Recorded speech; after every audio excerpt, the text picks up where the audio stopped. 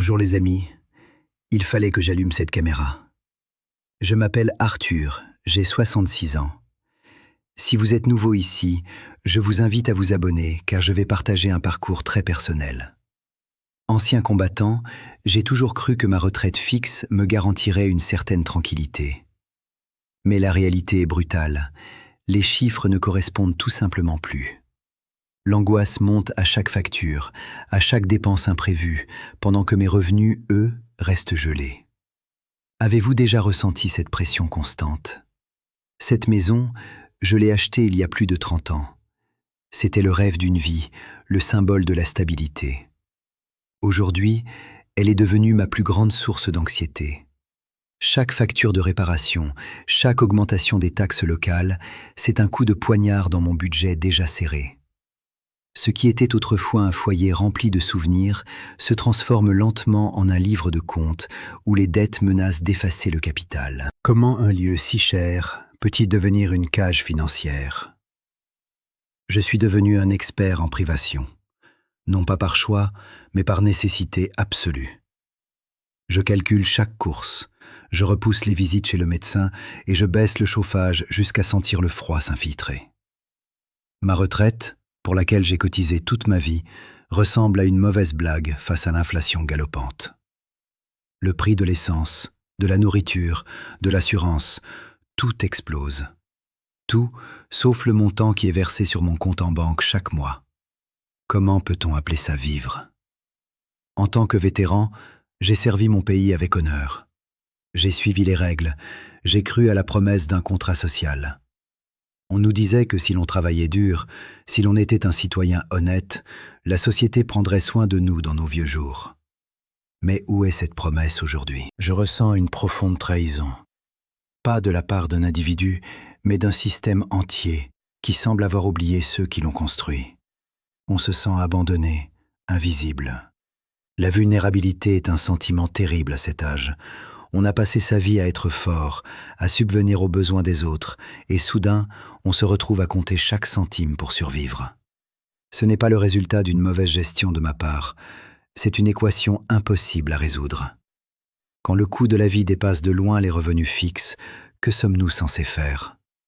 C'est la question qui me hante chaque nuit et qui m'a poussé à chercher une solution radicale. La solitude de ce combat est pesante. On regarde les nouvelles, on entend parler de croissance économique et de marchés financiers florissants, mais cette prospérité semble exister dans un univers parallèle. Pour moi, et pour des millions d'autres dans ma situation, la réalité est bien plus sombre. On a l'impression d'être un fantôme dans son propre pays, une relique d'une époque révolue où la dignité à la retraite était un droit, et non un luxe inaccessible pour lequel il faut se battre. Alors, la situation a commencé à se dégrader, non pas d'un coup, mais comme une marée montante et implacable. L'inflation, ce mot qu'on entend aux infos, est devenu un monstre personnel. Chaque passage à la caisse du supermarché est une nouvelle épreuve. Le prix du litre d'essence me force à choisir mes déplacements. Ma retraite, elle, ne bouge pas d'un centime. C'est une blague cruelle, une course que je suis certain de perdre. Comment peut-on demander à quelqu'un de courir avec des poids aux chevilles? Puis, il y a eu les impôts. La taxe foncière, qui augmente chaque année, comme si les murs de ma maison prenaient de la valeur pour le trésor public, mais pas pour ma tranquillité d'esprit. C'est un loyer déguisé que je paie pour un bien que je suis censé posséder. Je me suis saigné toute ma vie pour être propriétaire, et maintenant, le système me punit pour ça. Chaque avis d'imposition ressemble à une notice d'expulsion à petit feu. Est-ce juste ça? L'hiver dernier, la chaudière a commencé à faire des siennes, un bruit sourd, inquiétant. Le devis du réparateur était l'équivalent de 2 mois de ma retraite. 2 mois. J'ai passé des nuits à angoisser, à mettre des pulls supplémentaires, priant pour qu'elles tiennent jusqu'au printemps. Ce n'est plus de la vie, c'est de la survie précaire. On devient gardien de sa propre maison, craignant chaque craquement, chaque panne, comme une menace existentielle qui pourrait tout faire basculer pour de bon. C'est là que le sentiment d'être un paria s'installe. J'ai tout fait comme il fallait. J'ai travaillé dur, payé mes impôts sans jamais tricher, élevé mes enfants. J'ai été un bon soldat, un bon citoyen. Et pourquoi? Pour me retrouver à 66 ans, à devoir choisir entre réparer mon chauffage et faire des courses décentes. On se sent mis au banc de la société, comme si on n'avait pas réussi un examen dont on ne connaissait même pas les règles. Bien sûr, j'ai essayé de demander de l'aide. J'ai passé des journées entières au téléphone avec des administrations. C'est un labyrinthe conçu pour vous décourager. La musique d'attente devient la bande-son de votre impuissance. On vous transfère d'un service à l'autre, on vous parle un jargon incompréhensible, on vous demande des formulaires qui semblent impossibles à trouver. On vous fait sentir comme un mendiant, comme si vous demandiez une faveur et non un droit. On perd sa dignité à chaque appel. Une jeune femme d'une agence sociale, probablement pleine de bonnes intentions, m'a expliqué que je dépassais le plafond de ressources pour une aide au chauffage.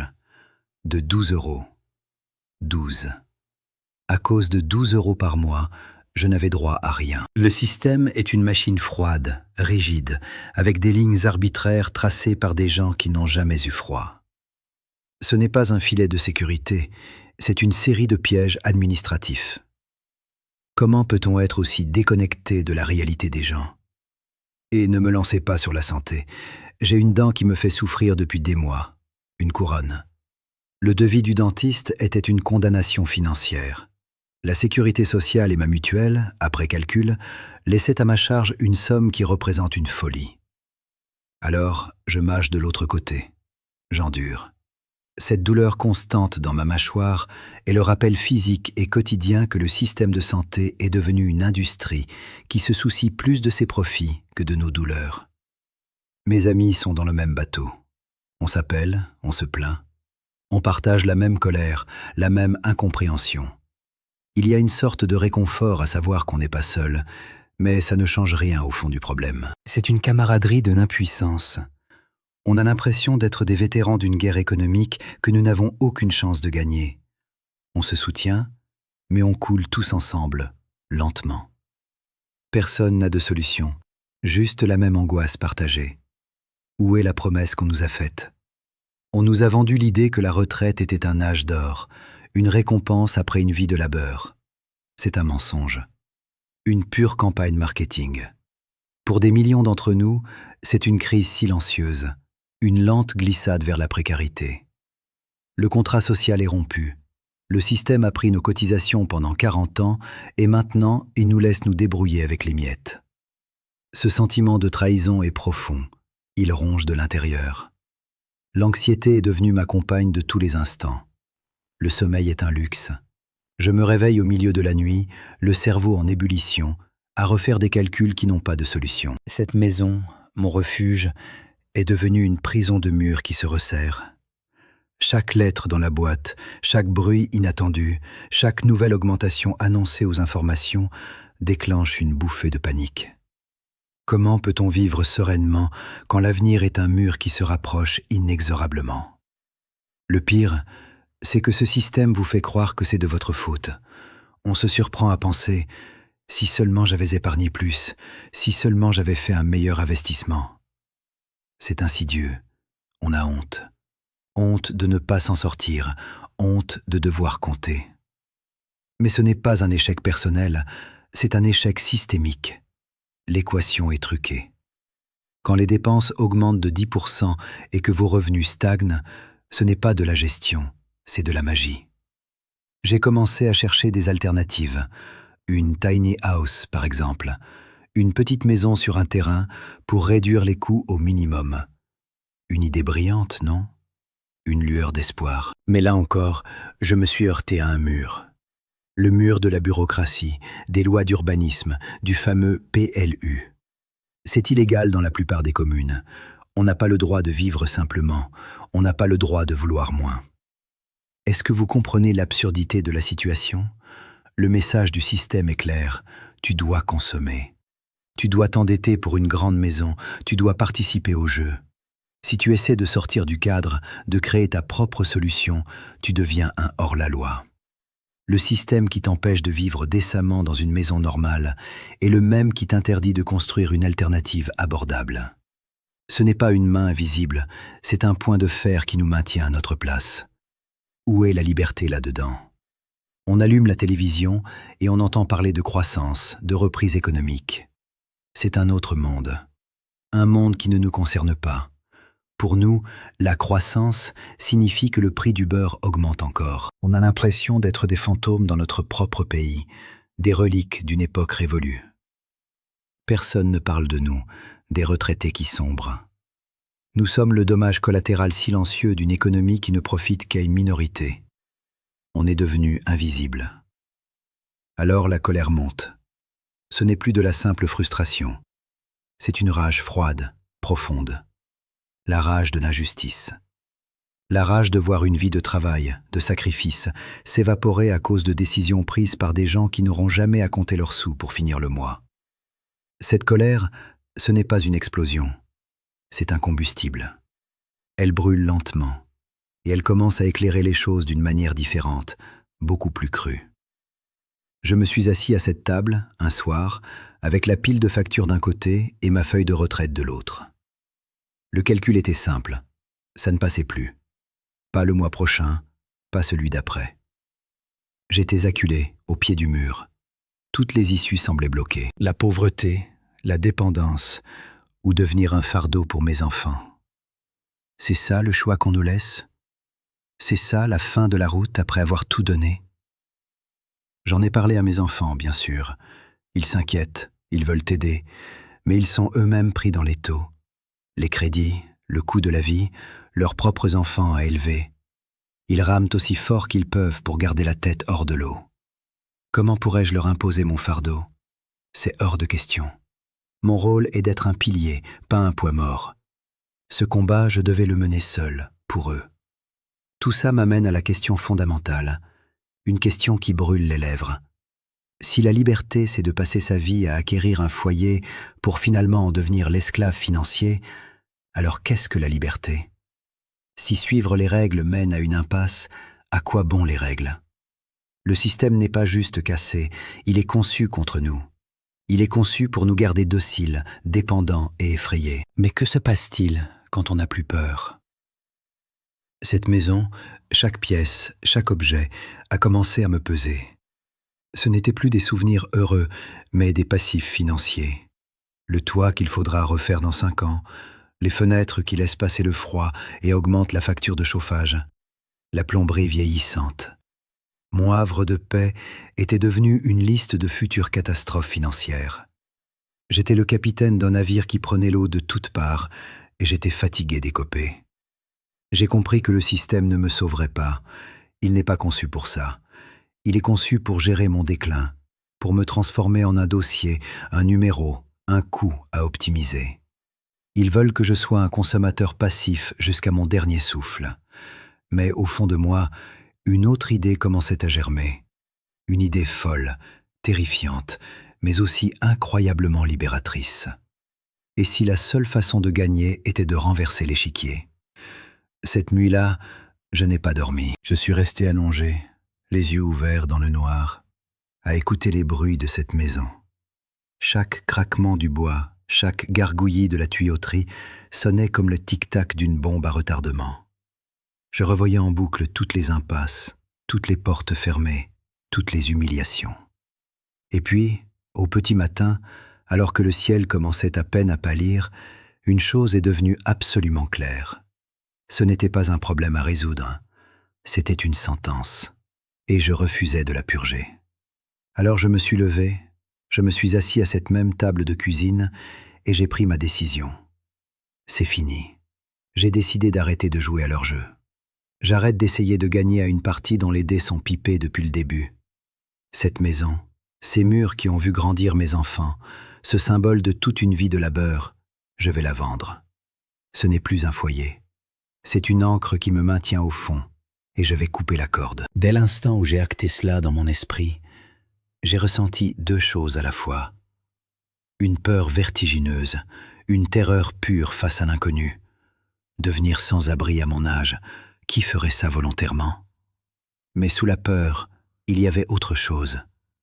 Une vague immense de soulagement, un calme que je n'avais pas ressenti depuis des années. Pour la première fois, je ne subissais plus, je choisissais. La peur était bien réelle, Mais la liberté avait un goût bien plus fort. Mon état d'esprit a complètement basculé. Je ne vois plus cette maison et tout ce qu'elle contient comme un patrimoine, mais comme un fardeau. Chaque objet est un poids, chaque mètre carré est une responsabilité financière. On nous apprend toute une vie à accumuler, à posséder, à considérer que c'est ça la réussite. C'est un mensonge. La vraie richesse, je le comprends seulement maintenant, ce n'est pas ce que vous possédez, mais ce dont vous n'avez pas besoin. Ma nouvelle quête, c'est la légèreté. Ce n'était plus une idée en l'air, c'est devenu un plan d'action. Ce matin même, avant de faire cette vidéo, j'ai fait le premier pas. J'ai appelé un agent immobilier. Il vient demain. Il va évaluer la maison, mettre un prix sur 30 ans de ma vie. C'est une étape terrifiante et irréversible. Mais chaque pas dans cette direction, même s'il fait peur, est un pas loin de la prison de la dépendance. Je ne reculerai pas. Je ne peux plus me le permettre. L'agent immobilier est venu. C'était un homme jeune, efficace, qui a parcouru les pièces avec un regard expert et détaché. Il parlait de valeur marchande, de mètres carrés, de potentiel. Il a transformé 30 ans de ma vie en une simple série de chiffres sur un document. Voir le panneau « à vendre » planté dans mon jardin a été un choc. C'était la confirmation matérielle, visible par tous, que le navire avait levé l'ancre. Il n'y avait plus de retour en arrière possible, seulement l'inconnu devant moi. Vider la maison a été l'épreuve la plus dure. Chaque objet, chaque photo, chaque livre était une conversation avec mon passé. J'ai dû choisir ce qui était essentiel et ce qui n'était qu'un poids mort sentimental. J'ai vendu, donné, jeté. C'était un processus brutal et épuisant, mais aussi étrangement purifiant. Avec chaque objet qui partait, je me sentais plus léger, comme si je me débarrassais non seulement de possessions, mais aussi des chaînes qui y étaient attachées. La liberté, ça commence par faire de la place. La maison s'est vendue plus vite que prévu. Le jour de la signature, j'ai remis les clés à un jeune couple plein de rêves, comme je l'avais été. Je n'ai pas ressenti de tristesse, mais une sorte de détachement serein. J'étais officiellement sans domicile fixe, un statut terrifiant sur le papier. Mais dans ma poche, j'avais le chèque qui représentait mon autonomie future. Ce n'était pas la fin d'un chapitre, mais le carburant pour commencer un voyage dont j'étais enfin le seul auteur. Alors, la recherche du véhicule a commencé. J'ai passé des semaines, des nuits entières, à éplucher les annonces en ligne. Camping-car, fourgon aménagé, vieux bus scolaire. Mon critère n'était pas le confort, mais la robustesse. Je ne cherchais pas une maison de vacances, mais un outil de survie, une arche. J'ai appris un nouveau vocabulaire, porteur, cellule, charge utile, autonomie. Je suis redevenu un étudiant, et ma matière principale était la mécanique de ma propre libération, ce qui était un travail exigeant. Je l'ai finalement trouvé. Un camping-car d'occasion, un peu daté, mais avec un moteur réputé fiable et un historique d'entretien impeccable. Je l'ai payé comptant, avec l'argent de la maison.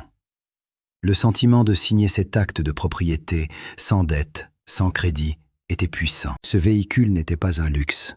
C'était ma nouvelle forteresse, un refuge mobile que personne ne pourrait me reprendre. C'était la première brique, ou plutôt la première roue, de ma nouvelle vie, construite selon mes propres règles. Le vrai travail a commencé ensuite. J'ai passé des jours à tout vérifier, à apprendre chaque recoin de ma nouvelle maison roulante. J'ai regardé des heures de tutoriels pour comprendre le système électrique, les panneaux solaires, la plomberie. Mes mains sont redevenues celles d'un ouvrier. Chaque petite réparation que je faisais moi-même, chaque amélioration, était une victoire contre la dépendance. Je n'étais plus un consommateur passif attendant qu'on le dépanne. Je devenais l'artisan de ma propre résilience. La liberté exige du travail, c'est la vérité. Le jour du départ, j'ai jeté un dernier regard à mon ancien quartier. C'était comme regarder une vieille photo. Puis j'ai tourné la clé de contact et j'ai commencé à rouler, sans destination précise, juste vers l'avant. Les premiers kilomètres ont été un mélange de peur panique et d'euphorie pure. La route qui s'ouvrait devant moi était une page blanche. Pour la première fois depuis des décennies, je ne suivais plus une route tracée par d'autres, je dessinais la mienne. Mon objectif n'est pas de voyager sans fin, c'est de trouver un petit lopin de terre, quelque part, loin de tout ça. Un endroit où je pourrais poser mon camp de base, cultiver un potager et vivre avec le strict minimum. La recherche est difficile, pleine d'obstacles administratifs et de fausses pistes. Mais j'ai appris à être patient, à être méticuleux. Je crois que j'ai enfin trouvé quelque chose, un lieu qui pourrait être le bon.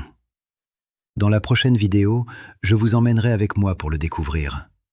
La première véritable épreuve n'a pas été un formulaire ou une facture, mais le ciel lui-même. J'étais garé pour la nuit dans un coin reculé quand la tempête a éclaté sans avertissement.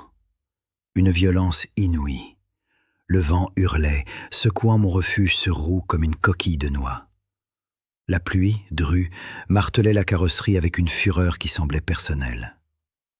Pendant un instant, la vieille panique est revenue. Celle de l'homme seul, vulnérable, face à une force qui le dépasse complètement. Puis, j'ai entendu un bruit sec et un claquement répétitif contre le flanc du camping-car. L'auvent, que je pensais bien arrimé, s'était partiellement détaché et menaçait de s'arracher, emportant un morceau de la paroi avec lui. J'ai vu le pire, des réparations coûteuses, ma fuite interrompue, l'échec. La voix insidieuse du système murmurait « Tu vois, tu ne peux pas t'en sortir seul.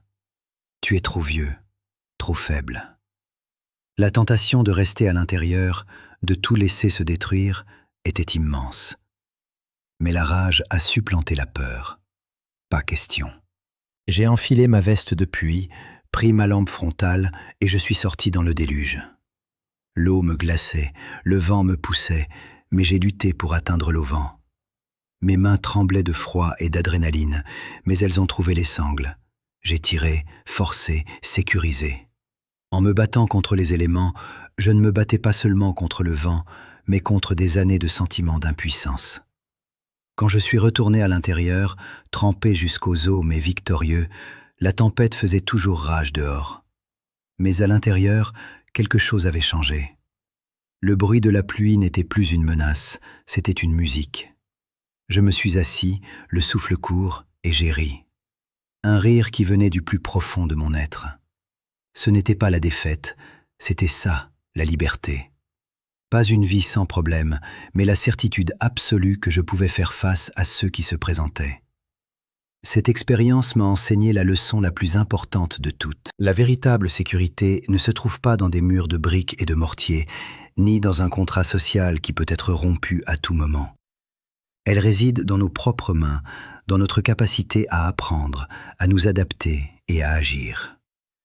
Ce n'est pas la promesse d'une vie sans tempête qui nous sauve, mais la connaissance que nous avons la force de traverser la pluie et de réparer ce qui est cassé. Le système veut que nous soyons seuls. Il nous isole dans nos maisons, dans nos peurs, nous faisant croire que nos luttes sont des échecs personnels. Mais la vérité, c'est que le plus grand atout que nous ayons, c'est les autres. La communauté que j'ai trouvée, pas dans mon ancien quartier, mais en ligne, parmi d'autres nomades et dissidents, est mon véritable filet de sécurité. Nous partageons des connaissances, pas de l'argent. Nous offrons du soutien, pas de la pitié. C'est ça, la vraie richesse. C'est pourquoi je vous parle aujourd'hui. Je veux entendre vos histoires. Quelle est votre tempête? Quel est le mur contre lequel le système vous accule? Ne restez pas silencieux. Ne laissez pas la honte vous isoler. Utilisez l'espace des commentaires ci-dessous. Racontez votre parcours, partagez vos peurs, mais aussi vos idées et vos victoires, aussi petites soient-elles. Transformons cette chaîne de la solitude en un feu de camp où nous nous rassemblons pour trouver de la chaleur et de la force. Le chemin que j'ai pris n'est pas pour tout le monde, mais le principe, lui, est universel. Arrêtez d'attendre que le système vous sauve. Commencez à construire votre propre arche, quelle que soit sa forme. Apprenez une compétence pratique. Créez un réseau de soutien avec vos voisins. Plantez un potager. Chaque acte d'autonomie, chaque pas vers l'indépendance est une rébellion. C'est reprendre le contrôle, un petit morceau à la fois, sur une vie qui vous appartient de plein droit. Ce n'est pas une fuite, c'est une reconstruction. Il s'agit de choisir une vie avec moins de choses, mais plus de dignité. Moins de fausse sécurité, mais plus de résilience véritable. Nous ne sommes pas des passifs à gérer, nous sommes des créateurs, des survivants, et ensemble, nous sommes une force avec laquelle il faut compter.